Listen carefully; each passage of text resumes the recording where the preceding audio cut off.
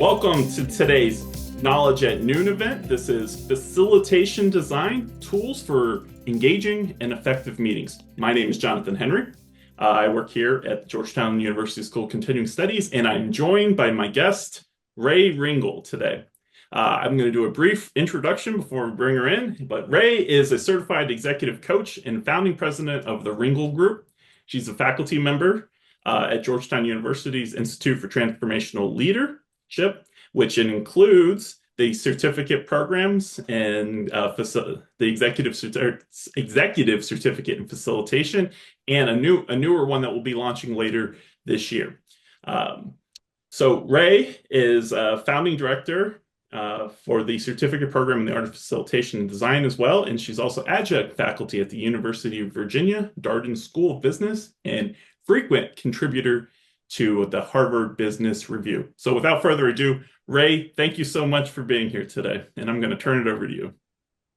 Thanks so much for having me, everyone. I love seeing everyone here in the backdrop of, I don't know, I would say 5 to 7 inches of snow in DC. So there's a lot of celebrating going on in my house for a snow day. So if you hear some random people coming up here, that's why. Wonderful to be with you. I'm going to spend the first half of this call talking through some of the foundational fundamentals of facilitation. Wow, that's a lot of F's. And just give you a sampler, a taster of some of the basic principles that you need to use whenever you are designing for humans. And there's 2 things that I want you to know from the start. If you are in the business of gathering people, then you are in the business of facilitation. And that could be gathering one person for a supervision session. That could be a meeting. That could be a dinner party. It could be a retreat. It could be a conference. It could be a program. But facilitation is about the art and craft of gathering people. And the second thing that I want you to take away from this is that if you are in that position, then you are a designer. We think of designers as graphic designers, as interior designers. We think of that as artistry. Facilitation is artistry. You are designing experiences for human beings. That's why we call it human-centered design. And so we really want to think about, how do we spend people's time well if we're going to bring them together, whether that's a weekly meeting or some sort of special day, or even designing a conversation. We know that many people leave experiences and meetings saying, I don't know what just happened, but I do know that I just lost an hour of my life. Not okay. That's not what we're going for here. We really need to think about, how do we honor people's time? How do we spend people's time well? So that's what we're going to begin to talk about. And that's the focus of our program, and the focus of my work. The crux of my work is executive coaching, leadership training, and facilitation. And so I'm super passionate around how people can thrive at work, how they can be their best selves, and people's capacity to change. And that's what my life's work is committed to. So I'm going to go ahead and share my screen. And of course, you will have full access to these slides when we are done with this session. Here we go. So when you think about the word facilitation, a common definition that you'll find, or if you look it up, you will see a definition that looks something like this: someone who works with group process to ensure meetings are run well and achieve a high degree of consensus.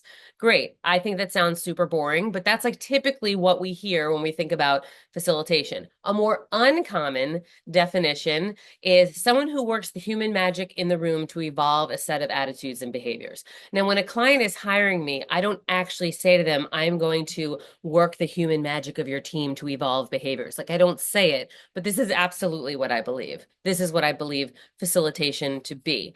So sort of a combination of those two. This is the working definition that we have here for facilitation. It's the act of guiding a group through process in real time and inspiring and directing productive change in persons, teams, and systems. So I want to ask each of you, or whoever is, the late artist. Oh, wow, Dee, thank you. I like that version better. My first question for you, and I'd love for you to participate in chat, is when you read this definition, what words speak to you? What jumps out at you? Or what resonates for you in this definition? What word or what words? And you can feel free to just throw that in the chat. I have it open. Productive change. Great. Amazing. Guiding. Well-crafted.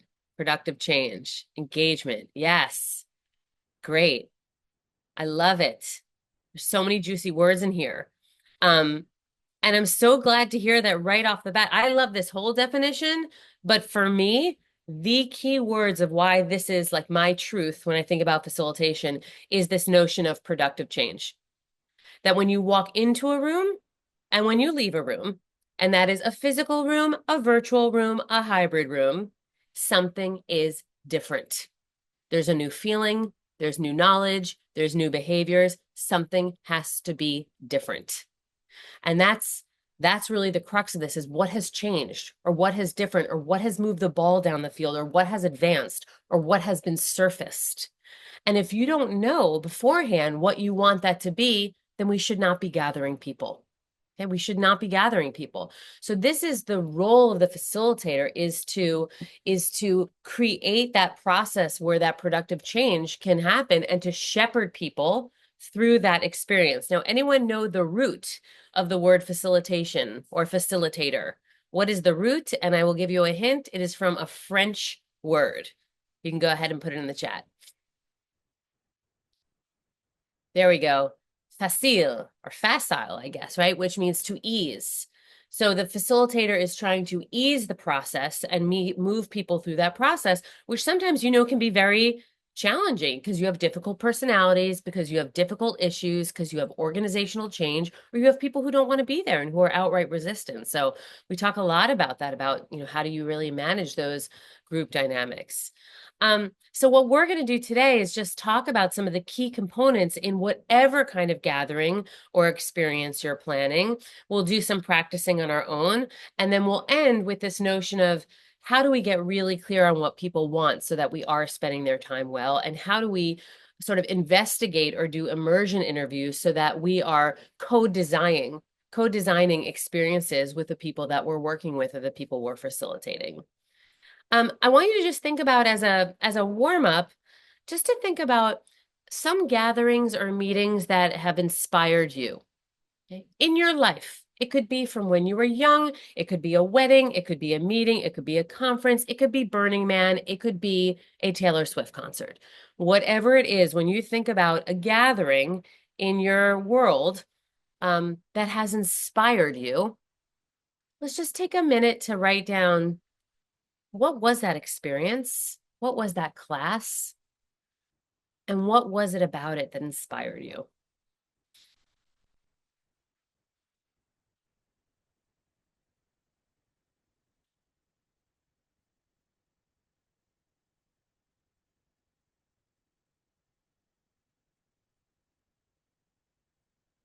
And if you have something in mind, I'd love for you to write in the chat maybe what that experience was, or even more importantly, what was it? What was it about that class, program, meeting, course, experience that inspired you? Can you put your finger on it? What was the thing, or what was created? I mean, Marissa for the A+, right? Clear purpose. Yes, sequencing. I love that. Being included. Wow, I'm seeing a lot of purpose. Group success, inclusive fun. Thank you. Fun. Lynn Brown, hello. Fun. It uncovered something. Oh, Beth, I love that. A conductor of an orchestra. Beautiful. We often have a great video on the conductor as facilitator. Engage, being acknowledged. Wow, being seen, emotional. Look at this. These are great. Seeing people show up. Jason, clarity of next steps. Great. These are great. Please feel free to look through these. Okay, so it didn't even take you long. Truthfully speaking, I didn't even give you a minute, and you were able to immediately think like, oh, that was the thing, and this is why, because it was so clear. It was so clear why you were there and what the purpose was. And that's what we're really going for here. That's our starting point.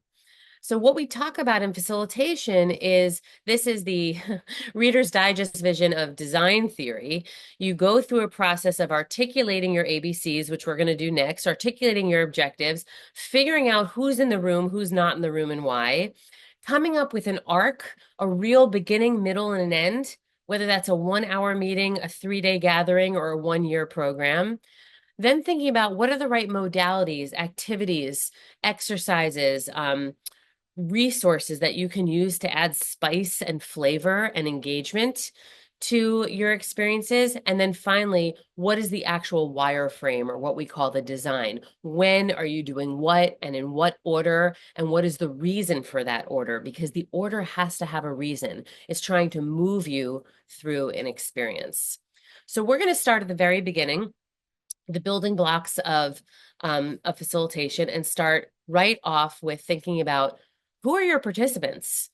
Who is coming to your meeting, your conversation, your experience? So thinking there's a lot to think about here, but to think about how old are the people? What experience do they have in the organization? Or what experience do they have each other? What are their common interests? Other things to consider: what communities are they coming from? What are their identities? What is the power structure in any team or group? Who are the different players that are coming? How long have they been with the system or the organization, or are they new to this? So these are some of the real basics that you're thinking about. We'll talk more about that in a few minutes. And also, who is providing you with intelligence on the group? And this is really important. In the very beginning of my career, when I would, let's say, work with a senior leadership team, and the senior leader would say, "This is what my team needs." And then I get into the room and the senior leadership says, "My leader doesn't have a clue. This is absolutely what we don't need." And then I'm like, uh-oh, what are we doing here? Well, that's the last time that happened. Right now, I don't do those kind of team things unless I fully immerse with the leadership team to make sure that there's alignment between the leader, right? So who's giving you that intelligence? Are you getting it yourself? Is someone giving it to you? How are you testing that intelligence? And how do our own biases inform and impact the intelligence that we're actually getting? Okay, we'll talk more about that. But I want to first talk about something called the stakeholder map. And this is one of the first things that I do when I think about a gathering, is I think about who will be in the room, right? That's the white center here. Then the blue is who will be impacted from this engagement. And then the third blue is really who else. So let me give you an example. Let's think about us, this group today. We're 98 strong on this call. Who are the people who are in this room right now, in the white, in the center? You can write it in chat, and I want to give you a hint. It's not a trick question. Who is in this room? Participants. Okay, right. Correct. You are in this room right now. You're 98 strong in this room right now. We are not 1,000 people. We are not every Georgetown alum. You opted in to this, okay?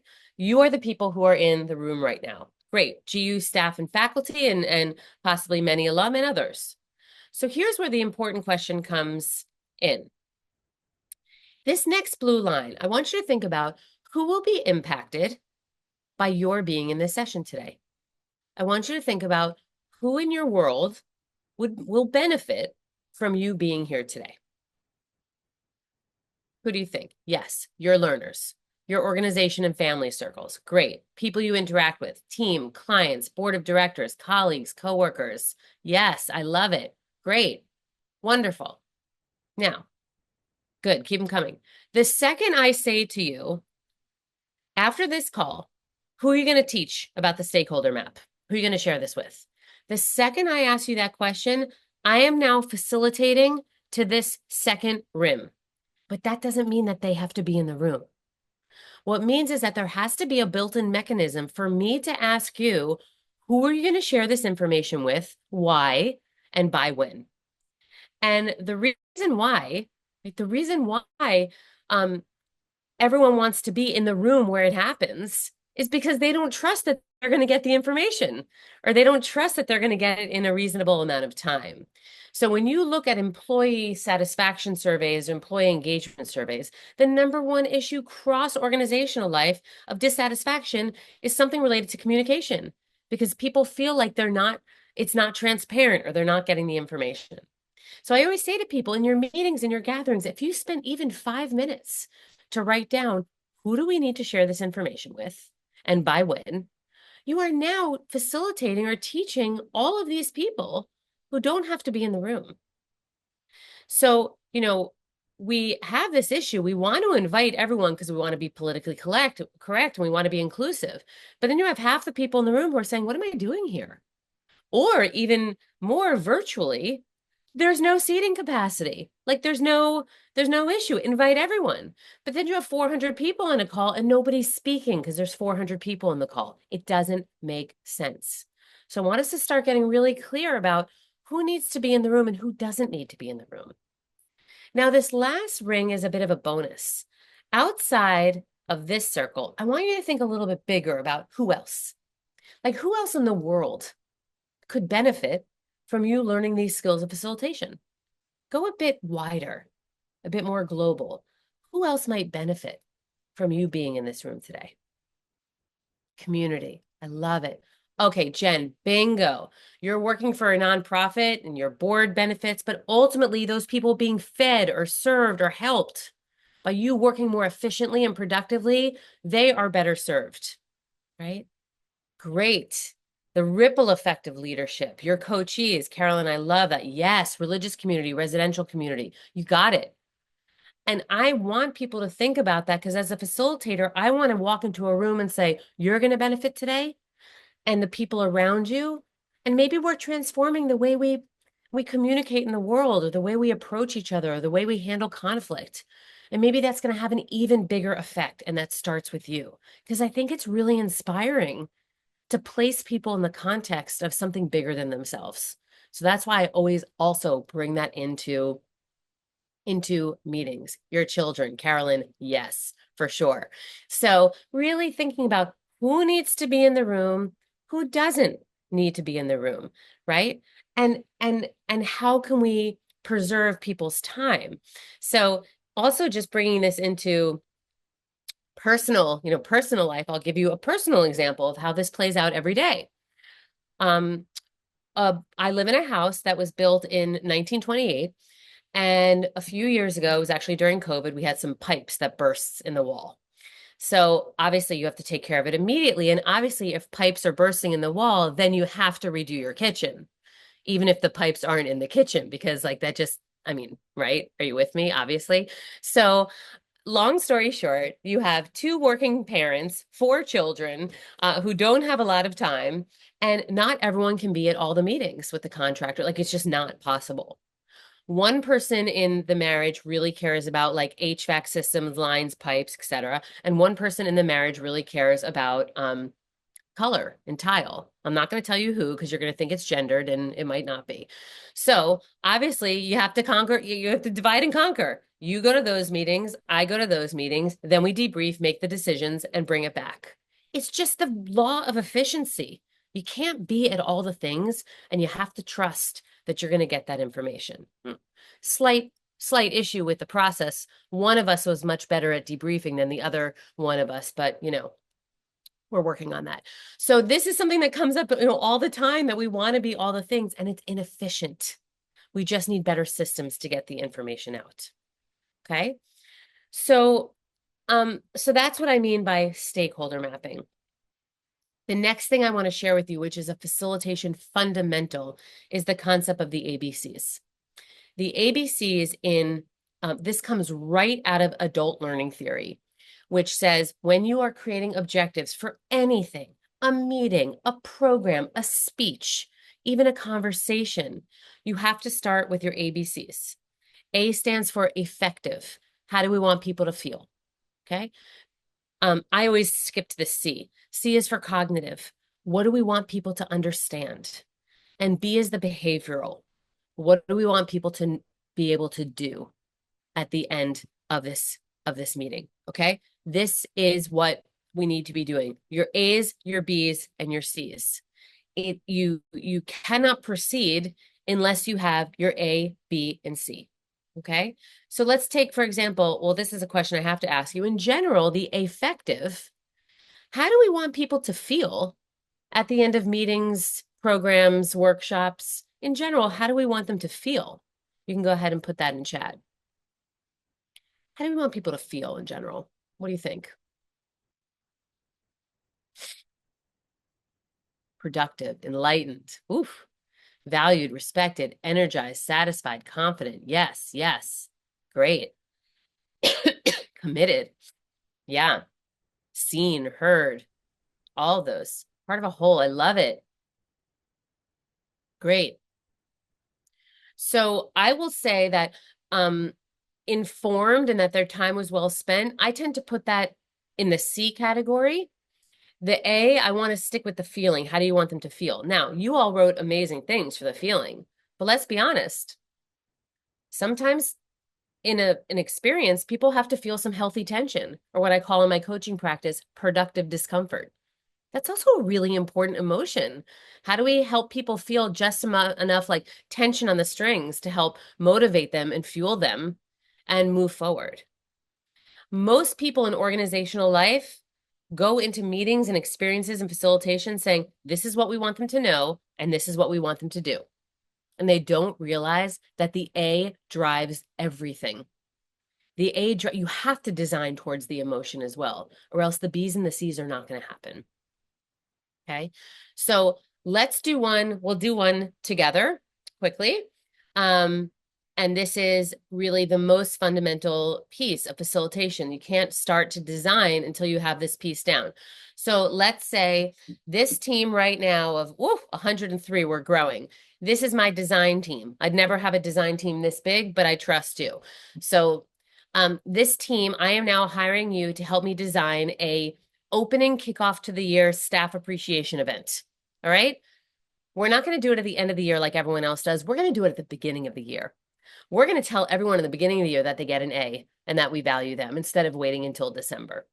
Think about that. All right. Here's our A. At the end of the staff appreciation event, how do we want people to feel? Let's go ahead. Throw it in the chat. How do we want them to feel? Appreciated, inspired, excellent, good. Beautiful. Love it. Okay, great. You nailed it. I love that. You want them to feel awesome. That's great. A for awesome. All right. So that's how you want them to feel. I always skip to the C next. Okay, you can go in any order you want.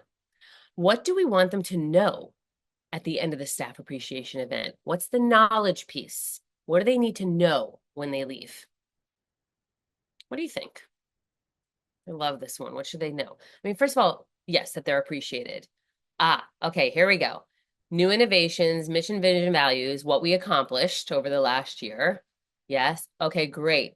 But for me, okay, so building up on what Jen just wrote, that they're valued and have a positive impact on the organization.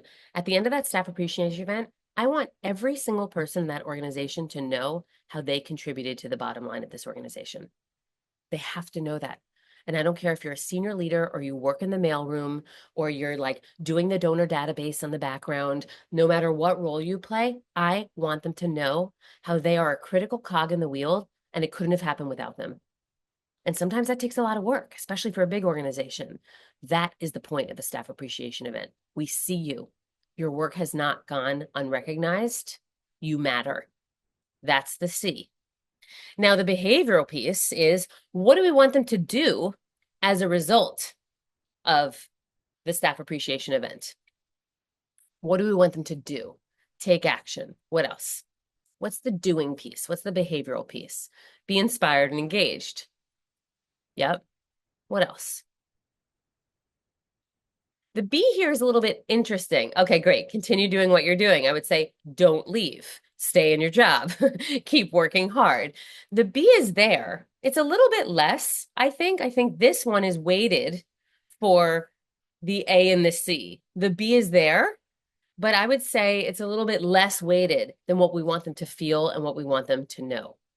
Right.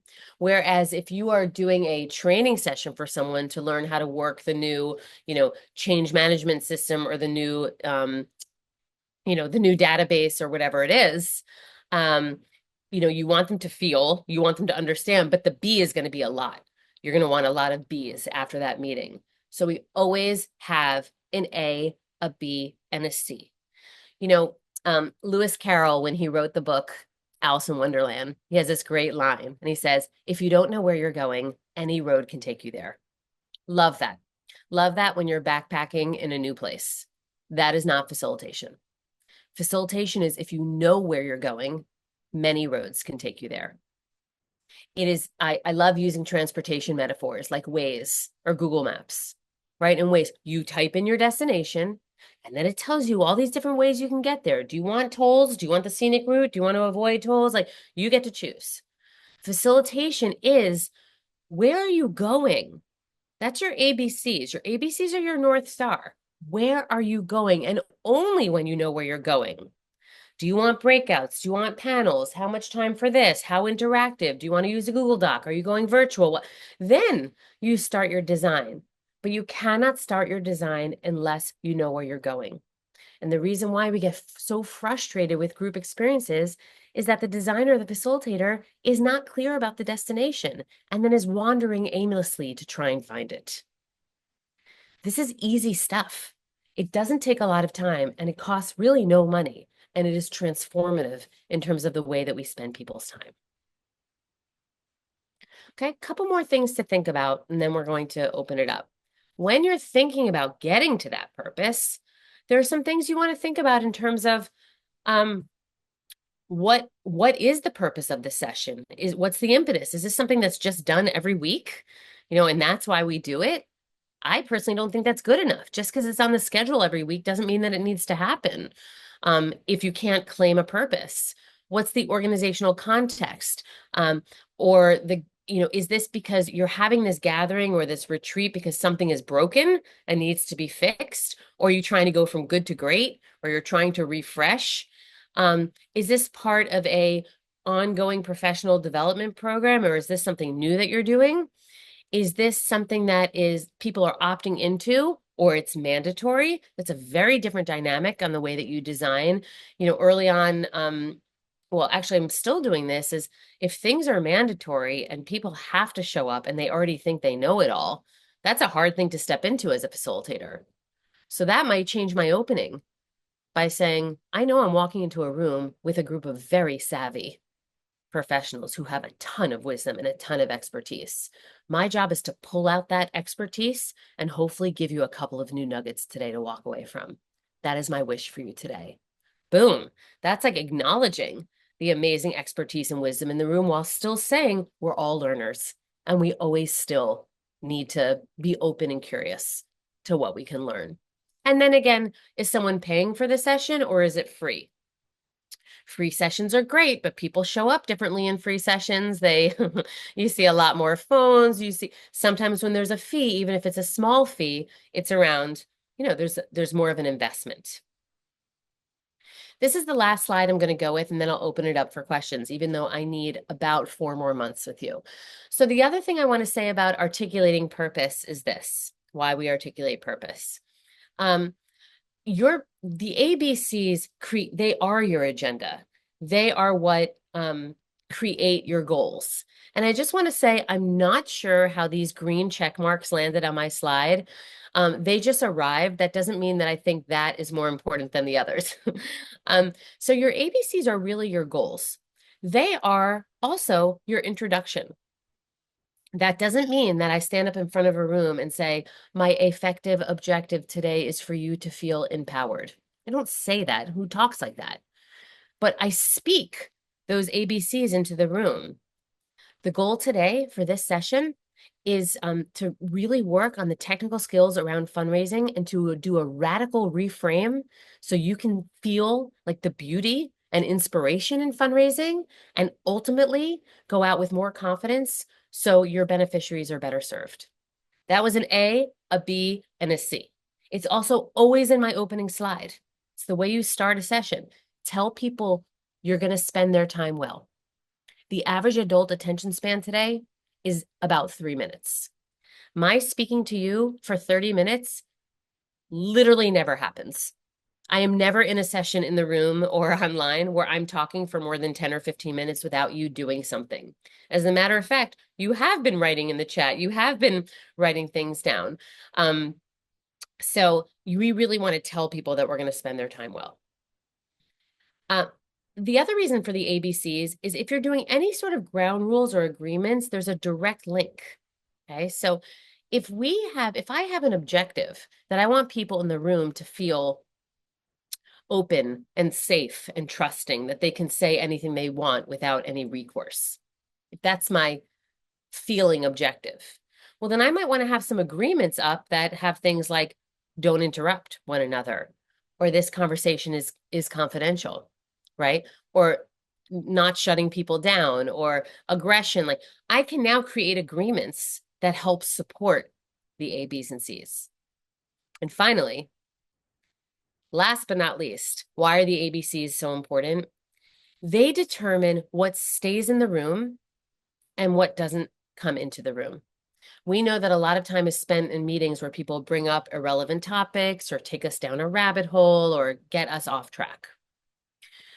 So I'm going to teach you this technique that you can use that's really effective. First of all, if someone asks a question that fits within these ABCs, but I can't get to it right now, that goes in the short-term parking lot. I write it down on a flip chart, I write the person's name down, or I write it in the chat, and I say, I say, Tracy, that's a great question. I'm going to come back to that. I've just written it down. But what if someone asks me a question that that is like wildly off topic, that we're not going to get to? I don't want to say to them, that's an irrelevant question, or no, I'm not going to address that, because that's a power dynamic. That's me saying, I have the power in the room. I get to decide if your question is good or not, and I'm rejecting your question. Now, if I do that, that could put that participant in an emotional bunker that they are not coming out of. So I don't want to get into that dynamic. So I use the ABCs instead. I want someone to feel free to write a question in the chat right now that is really not relevant to this topic. Let's see how I handle it. Who's got a question for me? Any question?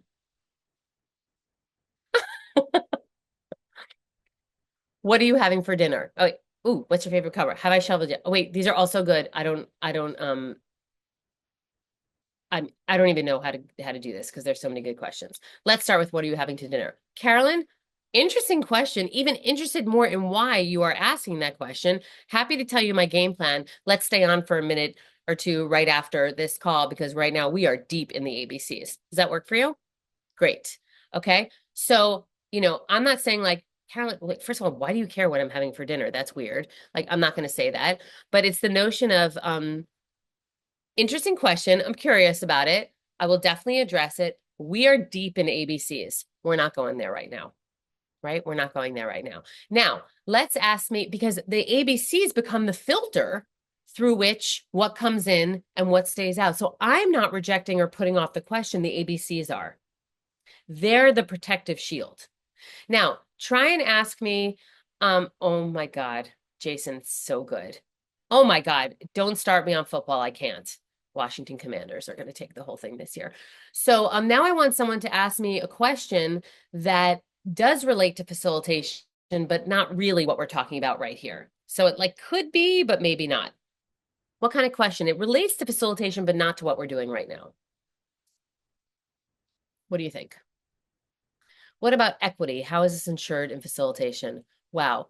Dahlia, that is such a great question. And actually, we're not specifically focusing on equity because equity is something that runs through all of facilitation. I'd love to hear more about this question after, and then see if we can design another session or another convening to really dig in. What I'll say about it now is, in our next section that we're talking about, which is immersion questions, all of the immersion questions are designed towards equity and making sure that every voice is heard in the facilitation. So we're going to touch on it now, but then I'd like to talk to you more about it after. With me? Okay. So what we're doing with that one right now is, we actually are touching on it a little bit, but I'm saying, wow, I'm really intrigued by their question. It's not in our 30-minute agenda today. I want to hear more because it sounds like we might want to spend more time on that. Now, many people will say to me, okay, but Rae, now you've just taken your lunch break, or you've just taken a minute or two after your session to indulge someone's question. That's now taking more of your time. And I say, correct, because I'm in the people business. So if I spend an extra minute talking to Carolyn about dinner, right? Or if I spend another minute talking to Dahlia about equity, they're my ally. Like, I've heard them, I've seen them, and that 1 to 2 minutes could transform a relationship or make someone feel seen, because I'm in the people business. So you'll never see me booking something for, 15 to 20 minutes after a facilitation because I build in that time to be able to put people after and see if they have a question or follow up with them in an email because we're in the people business and that's what you do. Okay. So I'm going to stop sharing for a moment because I am at time, even though I have um, many more slides for you, but I know that I am supposed to see at this point if we have any questions. And depending on how many questions we have, we can also go back to some of the content. So Absolutely. Jonathan, I'm going to hand it over to you. Awesome. Thank you so much. All right. Excellent presentation. Very well engaged too. Mhm. From what I've seen, doing these Well, it would be bad if presentations. it wasn't, because then, like, what are we doing here, right? Right. That's the Hmm. whole premise of this, right? Okay, so everyone, so I'd like to encourage you all, if you enjoyed this presentation, write it down in there. If you have questions now, or if you want to start a conversation about something, let's do this. In the meantime, while you have time to do that, of course, I'm a marketer and I got to promote. So we'll just do this real briefly. Rae is a faculty member here at the Institute of Transformational Leadership, specifically, well, a couple certificates now, but here, faculty member in the Executive Certificate in Facilitation here. So this is a program done through Georgetown University, and it's about 3.5 months to 4 months program with an application. So I would encourage you, if you like what you see today, to go take a look at this. There will be more sent to you as well. And then, because we got to pay the bills here, one last thing. We are launching a new Master Practitioner in Meeting Design and Group Dynamics. It is now live. Ray will also be in this. This is a 3-day Master Practitioner program. So we're very excited about this one. So yeah, that's what I'll spare you all any more marketing stuff on there. So all right. Questions. Let's see. I'm pulling them up now. Oh, we got some feedback. Great. Excellent foundation framework. Thank you. Tier S. There's like a million questions throughout. I Um, know. but I would say if anyone wants to reiterate a question now, to go ahead and throw it in the chat, and I Mhm. can start with that. Oh, here. Let's see. Okay, so let's launch it now. If you had a question before that was in the chat, you can see it as Ray says. We're not finding it, so please, please go again here. And in the meantime, let's see. Okay. Yeah, we'll put all the links, everything like that, of course. Here's our first question. This is from Jen. Do you have tips for getting a meeting back on track if a participant slash speaker takes more time than allotted and it derails the agenda? Yeah, Jen, this is a great question. Actually, before Jen, I saw that Suzanne has a question right before Jen about does Georgetown have a specialty certificate in nonprofit leadership? Mhm. I'm not sure about that. I think that's something maybe you want to privately chat Jonathan about it, but because I don't know that about I don't know about that kind of certificate. Yeah, I mean, I can say briefly. You send me a message. Nonprofit leadership, maybe not specifically that. We do have social impact, consulting, branding, storytelling, things like that, and we do have a lot of executive leadership programs within ITL as well. So maybe not specifically that, but send me a message, and I can show you our portfolio and what makes sense to you, and get Great. you into touch with the right people. Okay, so Jen, your question that you're asking, we have a 3-day module called, if you could be a great designer and a great facilitator, but then people show up. So we call it the joy of working with people. And it's about the cast of characters that, show up in any experience. When they get off track or speaker takes more time. So there's a lot of different things that you can do to handle this. Part of it is around, as a facilitator, naming in the beginning that if people start getting off track or go long, that as a facilitator, you're going to gently and politely interrupt them because we really want to honor people's time. So when you set that out from the beginning, it doesn't seem so awkward to stop and say, "Oh, Jonathan, I'm so sorry. I'm going to interrupt you. We have limited time here. I think what you're talking about is important, but we really need to move on to the next topic." So I think that when you say things with like a kind eye and in kind eyes and the right presence, people are not offended, but it's about setting that as rules of the road from the beginning. Speaker taking more time is really, really tricky. You can have a timer up. I mean, you can always throw people into the waiting room and kick them off, but that's really aggressive and I wouldn't recommend it. But having a timer is good. Giving them a private chat is good. But it's also, again, just saying each speaker is going to have 6 minutes. I'm going to give you a warning at 5 minutes, and at 6 minutes, we're going to cut it off. Now, of course, that depends. If a Nobel Prize winner is speaking, that's going to be tricky. There's different power dynamics at play. But I like the idea of setting up the kind of the protocol from the beginning so people know that they will be interrupted if they're going on too long. Lisa, the slides will absolutely be available after the session, and you'll have those, and you'll have links to our programs and ways to get in touch with me directly. I'll also give you my email on the chat. I have a question Sure. specifically. So, um, you've covered some of it in your ABCs through the presentation, but what comes to mind to me is this, like, if there's a upcoming meeting that, I'm not a facilitator in the sense, but I know it might be tense. There's a lot of emotional aspects around the topic. How would you propose the first couple minutes of this meeting like going?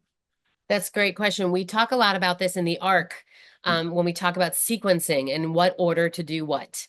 So I always say to people, if you have something tough that you have to talk about in a meeting, does it go in the beginning, the middle, or the end? Right?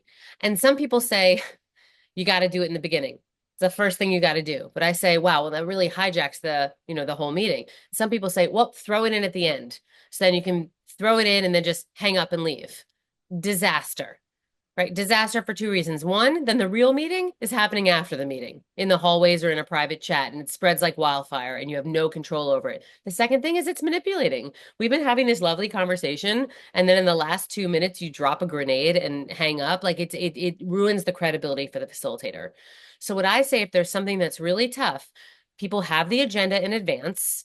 And they know that there's going to be some hard things, but try and have your first agenda item be something more positive, appreciative, acknowledging people, highlighting something that was done, a success.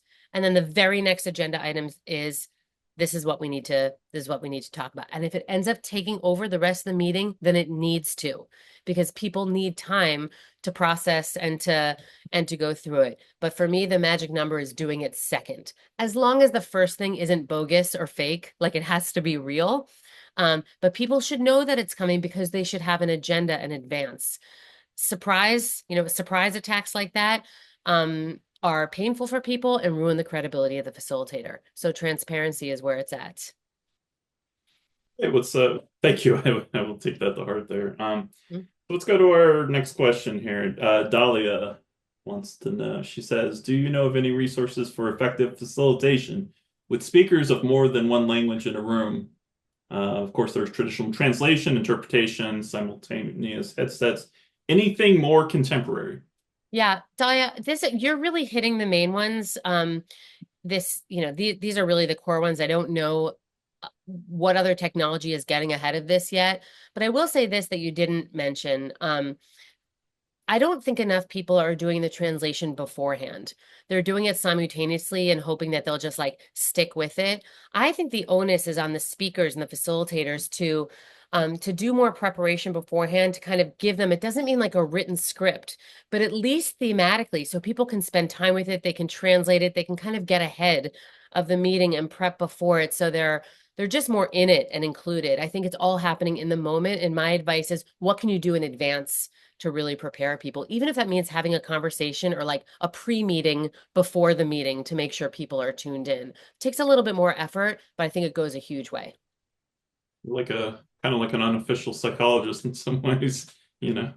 Thanks. Okay. Next question is from Astric. Wants to know, we often have weekly meetings and it seems hard to embed the ABC principles in those everyday types of meetings every time we meet. What tips do you have for making these meetings better? And I know Asterisk. Hi, Asterisk.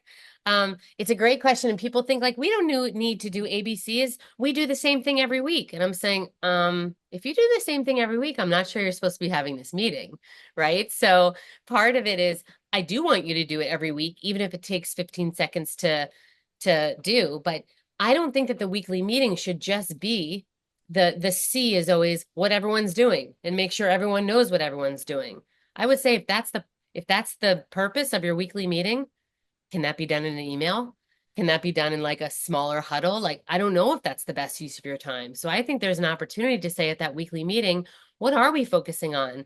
How might we turn up the heat a little bit and challenge ourselves more or push ourselves a little bit more? Because if it's just a weekly review and an update, I'm not sure that that's working anymore for how we're spending people's time. So I would think about what new dynamic or what new ABCs can we create to spice it up a little bit. And maybe it's working on a collaboration, or maybe it's doing my favorite modality where you put someone in the hot seat who shares a problem and there's like a structured modality of how to help them problem solve. Or an asterisk, I can send you lots of those. But right, so maybe it's actually using the ABCs to think about how you can make some changes and shifts in how you're meeting weekly. Excellent. Okay, well, I think at this point we've had a great presentation, great discussion in the Q&A here, and we see some thank yous and things, and I see some real appreciation. I think this was a great presentation. Excellent session, yes. Anna, thank you. Yasmin, thank you. So, without further said, Rae, thank you so much for joining today. Again, Rae is one of our faculty members in the Institute for Transformational Leadership, specifically in the Executive Certificate in Facilitation, among others. So thank you again for attending today's Knowledge at Noon. Rae, thank you so much. Anything you'd like to say before we sign off? Just that when you get the slide deck, there'll be, more slides on this than I was able to speak about or had time to speak about. So if you have questions, please feel free to follow up, and to also say that just to have the experimenter's mindset moving forward. And if you change one thing about the way you're meeting or gathering, it can really be transformative. So if you come to Georgetown and learn with us, we would love nothing more. And if you can't or don't have the time, there's lots of ways to experiment with one or two things that can really make a huge difference. So I want to encourage you to, add that spice. The most interesting recipes are the ones that have lots of variation, lots of steps. And we have to really look at meetings as what are the ingredients to make it the most flavorful, the most engaging, I would even say the most delicious, and to really start experimenting with that. Okay, great. Well, thank you again, and we'll see everybody at the next Knowledge at Noon. Thank you. Thanks, everyone.